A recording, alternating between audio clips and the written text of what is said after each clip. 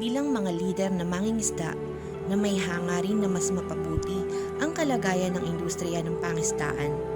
Sila ay taus-pusong tumutugon at nagbibigay kontribusyon sa pagbubuo ng isang bansang may seguridad at sapat na pagkukunan ng pagkain. Ang Bureau of Fisheries and Aquatic Resources o BFAR ay katuwang ng mga mangingisda sa mga magagandang hangarin na mapabuti ang sektor ng pangisdaan.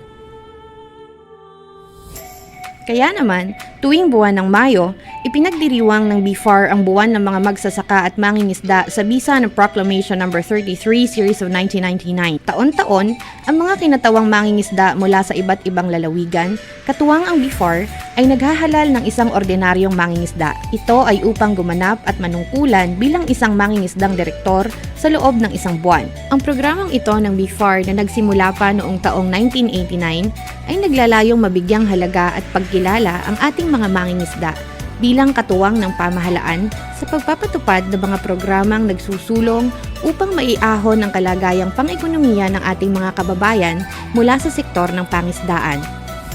Ito ay nagsimula noong 2005 ayon sa Presidential Decree of Agriculture Special Order No. 88 upang mabigyan ng pagkilala at halaga ang ating mga mangingisda bilang katuwang ng pamahalaan sa mga programa na maialis sa kahirapan ang nasa nasabing sektor. Si Ginang Maribel Orense o mas kilala bilang Ate Mabel ay naninirahan sa barangay Nangkaan, Mataas na Kahoy, Batangas. Siya ay kasalukuyan at aktibong kasapi ng kilusanang maliliit na mangingisda sa lawa ng Taal at ang mapalad na nabigyan ng pagkakataon upang gumanap bilang isang mangingisdang direktor ng Region 4A.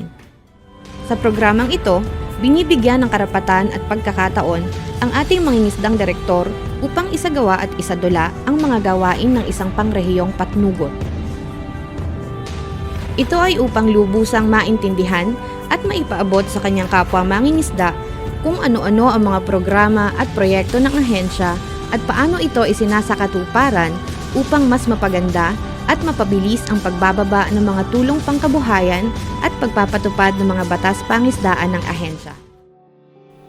Nitong ika-4 ng Mayo 2023 ay ginanap ang pagtatalaga at paggagawad ng susi kay Ate Mabel Orense bilang tanda ng pagsasali ng responsibilidad at pagsisimula ng panunungkulan niya bilang panrehiyong mangingisdang direktor.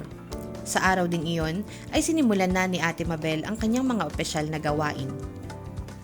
Matapos ang pagtatalaga bilang mangingisdang direktor, agad na dumalo si Ate Mabel sa distribusyon ng bottom set gillnet para sa mga mangingisda ng Laguna sa pakikipagtulungan ng PFO Laguna. Isinagawa din ang pagbisita sa mga sumusunod na opisina, estasyon at dibisyon sa BFAR 4A. Una niyang binisita ang Planning, Monitoring and Evaluation Unit na pinamumunuan ni Binibining Esmeralda M. Mendoza. Ibinahagi ni Binibining Erica R. Isleta ang mga estado ng mga existing na programa at proyekto ng BFAR 4A.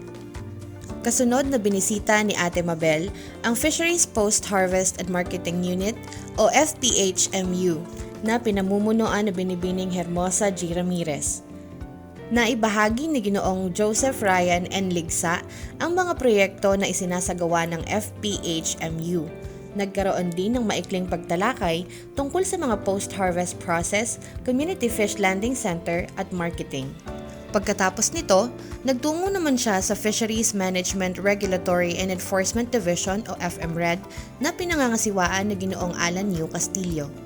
Nagkaroon ng maiksing oryentasyon sa kasalukuyang programa at aktibidad ng dibisyon.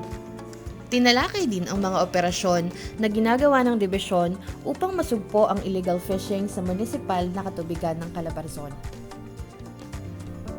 Kasunod nito, si Ate Mabel ay nagtungo naman sa Fisheries Inspection Unit o FIU sa pangunguna ni Binibining Natividad Efondo kung saan ibinahagi niya ang mga programa at gawain na nakapaloob sa nasabing tanggapan.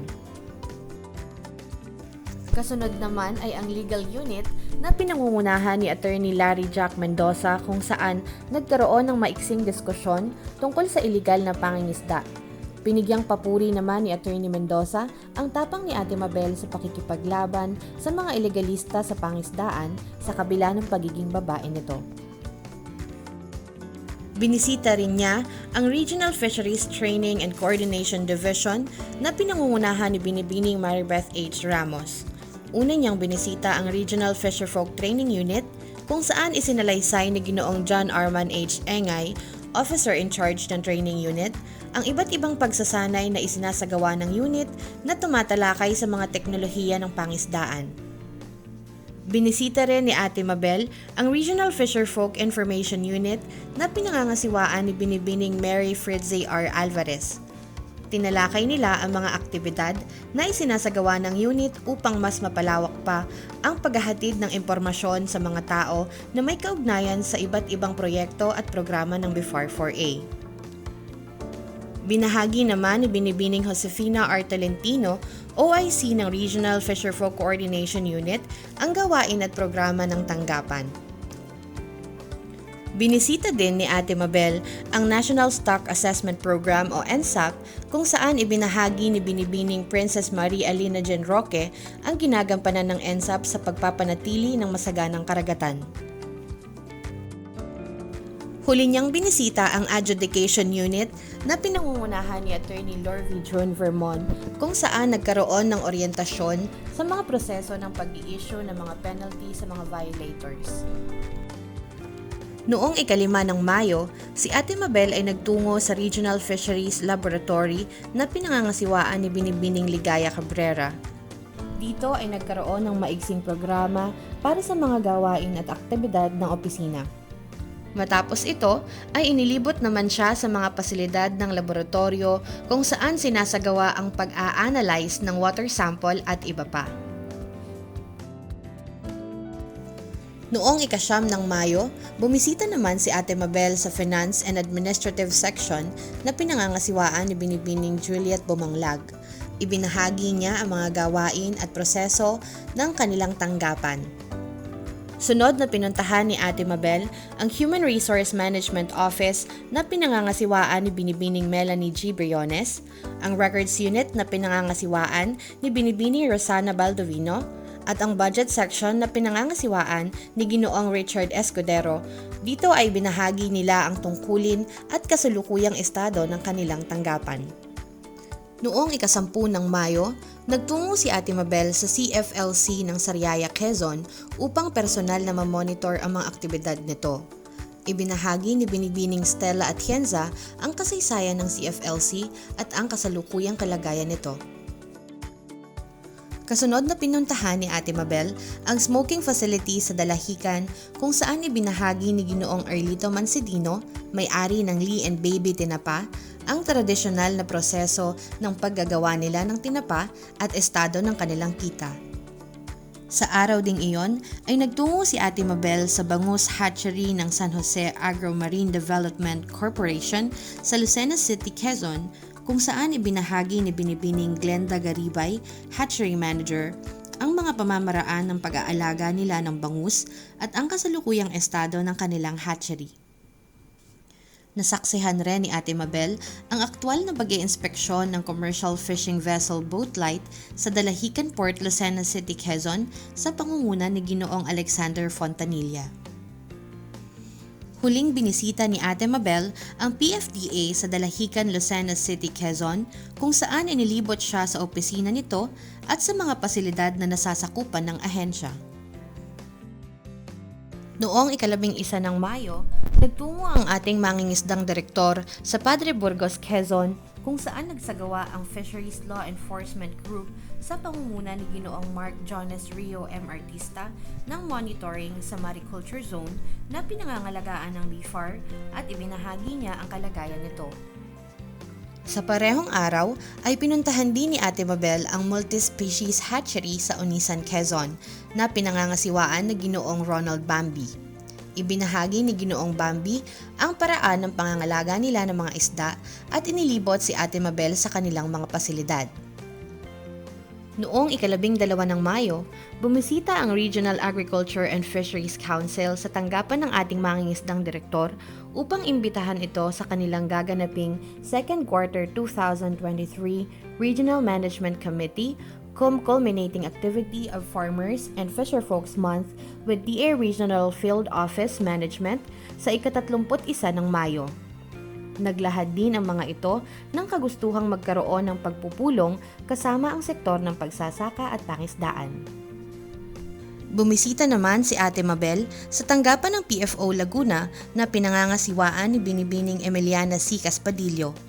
Ibinahagi ni Binibining Elvira Casaw ang mga proyekto at programa ng kanilang opisina maging ang mga gawain nito.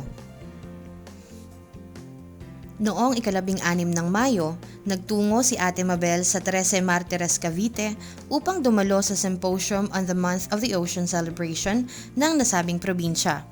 Nagbigay ng isang makabuluhang mensahe si Ate Mabel sa nasabing pagtitipon kung saan binigyang diin niya ang kahalagahan ng pagkakaroon ng tunay na malasakit sa sektor ng pangisdaan. Sa ika-17 ng Mayo, bumisita naman si Ate Mabel sa Cashier Section na pinangangasiwaan ni Binibining Lorena Magda, Accounting Section na pinangangasiwaan ni Ginoong Redentor Fernandez, Property Section na pinangangasiwaan ni Binibining Sherry May Golly Cruz at Bids and Awards Committee na pinangangasiwaan ni Binibining Hermosa Ramirez. Noong ika-18 ng Mayo, tumungo naman si Ate Mabel sa Batangas Inland Fisheries Technology Outreach Station na pinangangasiwaan ni Binibining Nenita Kawit kung saan nagbahagi si Ginoong Marciano Ariel Iber ng oryentasyon sa mga gawain at programa ng opisina. Nagkaroon naman ng pagkakataon si Ate Mabel na makilala ang mga ornamental fish cooperators sa Tanawan, Batangas. Noong ika-19 ng Mayo, nagtungo ang ating mangingisdang direktor sa Cavinti, Laguna sa pangunguna ni Binibining Nenita Kawit para masaksihan ang lake seeding sa Lawa ng Lumot. Kasabay nito ay isinagawa rin ang turnover ceremony ng Basel Program sa naturang munisipalidad kung saan nagbigay ng mensahe si Ate Mabel para sa mga miyembro ng asosasyon.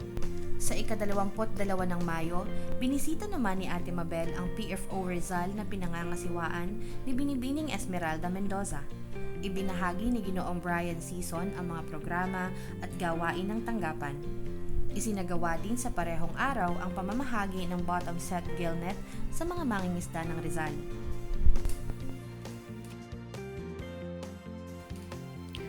Matapos ang activity, nagtungo naman si Ate Mabel sa BIFAR NIFTC sa Tanay, Rizal kung saan nagbigay siya ng mensahe para sa mga kalahok sa pagsasanay National Training Workshop on Inland Resource Management and conduct of the Review and Planning Workshop for calendar year 2023 mid-year accomplishments of the Basel Program.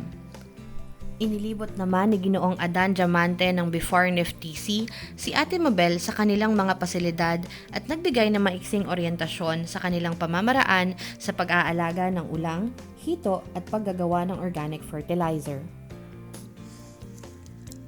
Sa ika-23 ng Mayo, dumalo si Ate Mabel kasama ang Regional Director ng BIFAR 4A na si Ginoong Sammy A. Malvas sa kauna-unahang Tawilis Harvest Festival na ginanap sa Mataas na Kahoy, Batangas, kung saan nagbigay siya ng mensaheng nagbibigay diin sa pagpoprotekta sa lawa ng Taal upang patuloy na mapangalagaan ang produksyon ng tawilis.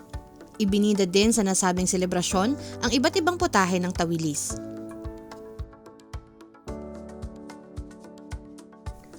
Sa parehong araw ay nagtungo naman siya sa Alitagtag, Batangas kasama si Binibining Christine O. Escosura, OIC ng PFO Batangas at nakiisa sa pamamahagi ng stainless steel fish toll unit. Noong ika-24 ng Mayo, nagtungo si Ate Mabel sa FIQU na iya na pinangangasiwaan ni Ginoong Ruben Hardin.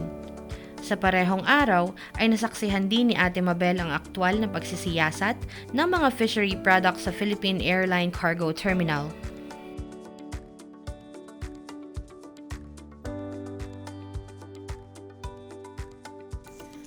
Binisita rin ni Ate Mabel ang quarantine station sa Sangli Point, Cavite City, Cavite, kung saan binahagi ni Ginoong Joel Gutierrez ang mga gawain ng kanilang tanggapan at ang kasalukuyang estado nito.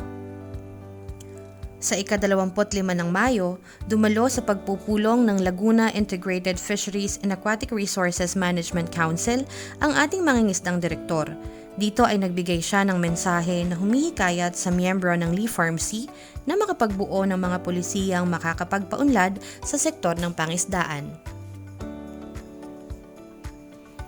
Sa araw ding iyon ay pinuntahan din ni Ate Mabel ang FIQU Batangas Port kung saan binahagi sa kanya ang mga gawain ng tanggapan.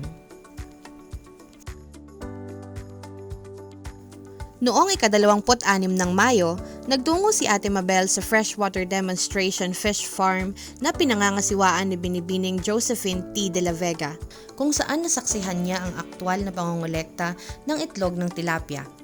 Nakiisa rin si Ate Mabel sa pagbibigay ng aquaponics setup sa isang benepisyaryo mula sa Los Baños, Laguna.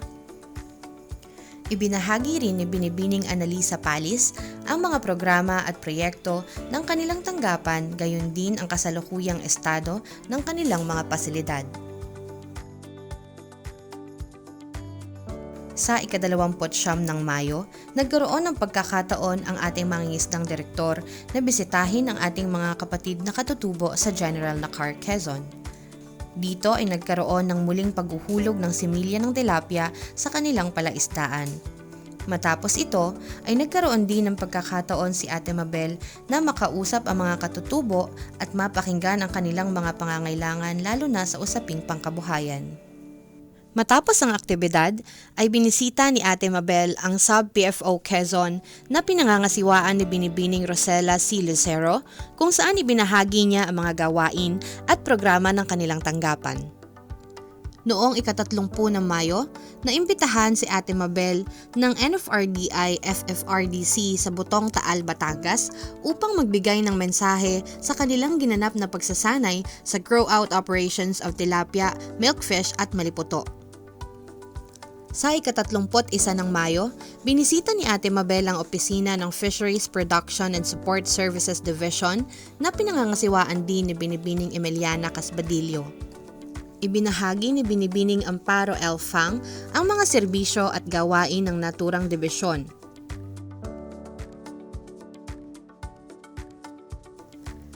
Nasaksihan din niya ang proseso ng pagkuha ng itlog ng tilapia para sa Intensive Tilapia Hatchery ng BIFAR 4A.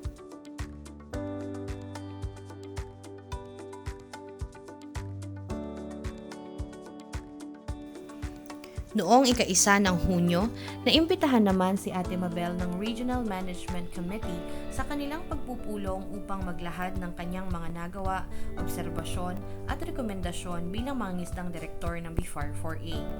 Sa ika-2 ng Hunyo, dumalo sa buwanang pagpupulong ng iFarm C. Cavite ang ating mangingisdang direktor. Doon ay nagbigay siya ng makahulugang mensahe para sa kanyang kapwa mangingisda tungkol sa pangangalaga ng likas na pinagkukunang yaman. Si Ate Mabel ay isa lamang sa libu-libong mangingisda ng Calabarzon na nagpamalas ng kakayahan at sipag upang maiangat ang antas ng pamumuhay ng kanyang nasasakupan sa tulong na rin ng iba't ibang ahensya katulad ng BIFAR. Siya ang lider na humihikayat sa kanyang mga kasamahan na magsikap, gamitin at pagyamanin ang mga biyayang nakukuha mula sa iba't ibang ahensya. Tunay na maipagmamalaki ang pagmamalasakit at dedikasyon na ipinamalas ni Ate Mabel para sa kanyang kapwa mangingisda. Saludo ang buong BIFAR 4A sa tibay, lakas at tatag ninyo.